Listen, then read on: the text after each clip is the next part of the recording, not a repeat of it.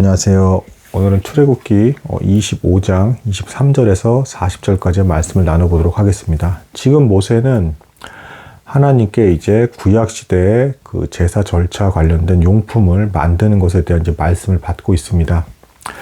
근데 참고로 이 말씀을 받기 이전에 하나님에 대한 사랑 계명과 이웃에 대한 사랑에 대한 계명을 이제 들었어요. 그러니까 이제 그 실질적으로 이제 뭐가 되겠습니까? 순종과 관련된 말씀을 먼저 들었죠. 그리고 그 다음에 이제 제사용품들에 관련된 계명을 듣고 있습니다. 뭐가 되겠습니까? 이 예배 형식보다는 우리가 실제적으로 삶 속에서 순종하는 것이 본질이고 더 중요하다. 이렇게 볼 수가 있겠습니다. 또 이제 다른 쪽과 이제 그 비교가 되는 부분이 있는데, 하나님께서는 이미 세상을 창조했습니다. 7일 만에 창조를 하셨죠. 물론 7번째 날은 안식일이었습니다. 세상을 창조할 때는 이렇게까지 예배와 관련된 어떤 물건들을 만드는 것처럼 정교하게 뭐 길이가 얼마고 뭐가 얼마고 모양이 어때야 되고까지 이렇게까지 알려주신 일이 없다. 그러니까 무슨 얘기가 되겠습니까? 자연 만물에 대한 질서와 법칙, 하나님 안에서 이제 돌아가는 어떤 질서 법칙이 있고, 그것도 역시 소중하지만 먼저 이 제사 용품이 앞서고 있죠. 정확하게 정교하게 알려주시는 것에 있어서 이를 통해서 우리가 영적으로 바르게 세워지는 것이 자연 만물의 발견을 통해서 무언가 이웃에게 유익을 끼치고 이런 것보다 앞서고 있다. 그리스도인이고 하나님을 믿는 사람이라면 먼저 영적으로 내면이 바르게 세워지고, 이제 그것을 근거로 뭐 자연의 법칙을 발견한다든가 세상 지식을 활용하고 이런 것들을 펼치면서 이웃을 사랑하는 것을 생각해 볼 수가 있다. 뭐 이렇게 우선권이 있다라는 것을 이제 생각해 보실 수가 있겠습니다.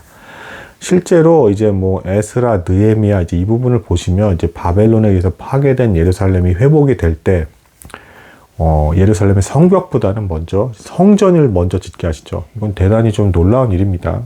성벽을 짓고 성전을 회복하는 게 인간의 상식으로는 이제 일반적인 어떤 방법이에요. 왜냐하면 이제 주변에 있는 이민족의 침입이 있을 거기 때문에 먼저 성벽을 짓고 성전을 짓는 게 인간적인 방법으로는 정상적인 방법인데, 그때에도 하나님께서는 먼저 성전을 이제 회복하게 하시고 그 다음에 이제 성벽을 쌓게 하셨다. 그러니까 영적인 일이 먼저 이제 우선권이 있다라는 것입니다. 하지만 그렇다고 그 이후에 세상 학문과 지식을 잘 활용해서 이웃에게 끼치는 것을 이제 가벼이 여기서는 안 된다. 뭐 우선권이 있다는 정도까지만 이제 분명히 알아주시면 되겠습니다.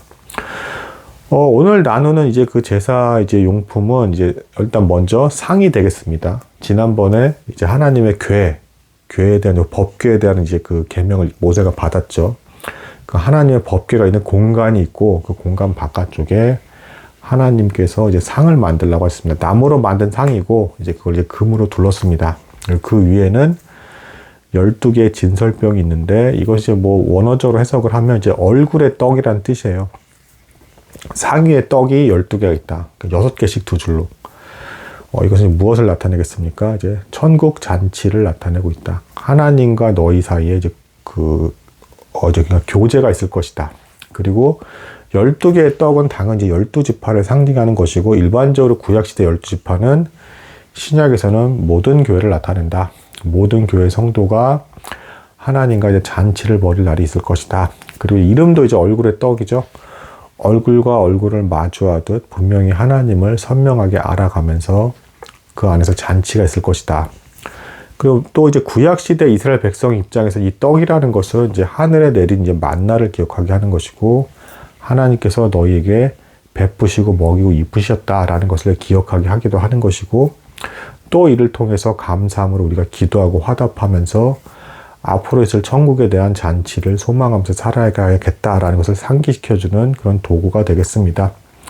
그 외에 이제 여러 이제 부수적인 뭐 이제 뭐 젓가락인가 뭐 이제 여러 가지 어떤 도구들이 있고요. 집게나 뭐 이런 도구들이 또 있고요. 그 다음에 이제 또 이제 나오는 것이 이제 등잔대입니다. 등잔대. 이제 말 그대로 거기에 이제 불을 붙여서 이제 장막 안에 이제 빛을 비추는 것인데, 참고로 이 성막 안에는 햇빛이 들어오지 않아요. 그러니까 유일하게 이제 빛을 비추는 것이 이 등잔대다.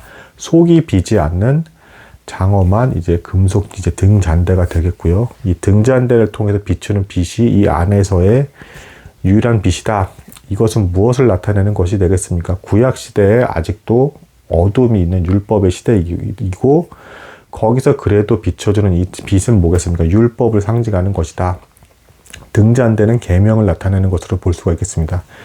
계명 위에 율법이 불타고 있는 모습을 통해서 이 어두운 구약 시대에 어쨌든 하나님께서 비춰주고 계시는 빛이 있다. 아직은 새벽 무렵에 뜨는 별이 보이지 않는 시대, 그러니까 예수 그리스도가 분명하게 보이지 않는 시대라고 이제 볼 수가 있겠습니다. 그리고 이제 또 이제 추가적으로 이 등잔대는 이제 신약으로 넘어가면서 이제 결국에는 교회를 상징하는 것이고 교회 위에 불이 붙여지는 이 모습을 통해서 말씀의 불이 항상 교회에게는 비춰져 있어야 한다. 교회는 말씀의 빛을 비춰야 되고 그것이 사방으로 세 개씩 가지가 뻗치듯 나와 있는 이 등잔대의 모습을 통해서 사방으로 복음의 빛을 비춰야 한다.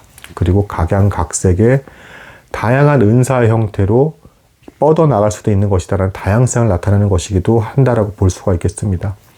이러한 여러 가지 상징과 예식을 통해서 우리는 천국에 대한 소망, 그리고 그리스도에 대한 어떤 모습, 그리고 나타내어진 어떤 계명의 뜻, 그리고 신약 시대는 무엇이 있을 것인가에 대해서 깊이 이때에도 생각하며 묵상할 수 있는 여지가 있었고 이런 것들을 믿음으로 받아들이고 깨달아가기를 간절히 기도하면서 살아갔을 때 율법에 대한 사랑이 더 커지고 그 안에 하나님에 대한 사랑을 발견하면서 이웃에 대한 사랑까지도 함께 연결지어서 순종할 수 있는 그 모든 것을 하나님께서 비춰주셨다, 베풀어 주셨다 이렇게 볼 수가 있겠습니다. 오늘은 여기까지 나도록 하겠습니다. 감사합니다.